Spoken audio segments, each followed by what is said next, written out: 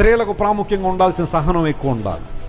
కుటుంబం నిలబడాలంటే, మీ కుటుంబం ఆశీర్వాదకరంగా ఉండాలంటే స్త్రీలకు ఏం ఉండాలా? సహనం ఉండాలి. పురుషులకు కూడా ఉండాలి సహనం, కాదంటలేదు. కానీ స్త్రీలకు మరింత ఎక్కువ సహనం కావాలి. ఎందుకంటే కొన్నిసార్లు అపవాది చాలా షార్ట్ టెంపర్ తీసుకొస్తాడు కొంతమందిలో.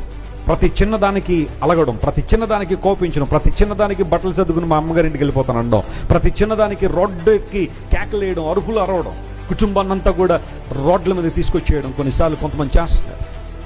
ఆ తర్వాత పరిస్థితులన్నీ బాగానే ఉంటాయి, నువ్వు నీ భర్త బాగానే ఉంటారు. ఆ చుట్టుపక్కల ఉన్న వాళ్ళందరూ కూడా ఒకప్పుడు చక్కగా గౌరవించిన మిమ్మల్ని ఆ తర్వాత గౌరవించడం మానేస్తారు. కారణం ఏంటో తెలుసా? నువ్వు ఇల్లంతా తీసుకొచ్చి ఎక్కడ పెట్టావు?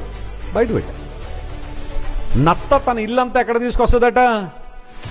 ఎక్కడుంటే అక్కడ తీసుకొస్తుంది. అది ఆ స్నేహితులు తెలుసు కదా, నత్తలు ఉంటాయి, దాని ఇల్లే, దాని పెంకే దాని ఇల్లు అనమాట. అది ఎక్కడికి వెళ్తుంటే ఆ ఇల్లు అక్కడ తీసుకెళ్ళిపోతుంది. కొంతమంది అంతే, పుట్టంతా కూడా బజార్లోకి ఇచ్చేస్తాం. అలా చేయడం వలన ఉన్న గౌరవం పోతాం, కుటుంబం ఇబ్బందులు పాలవుతాడు. సహనం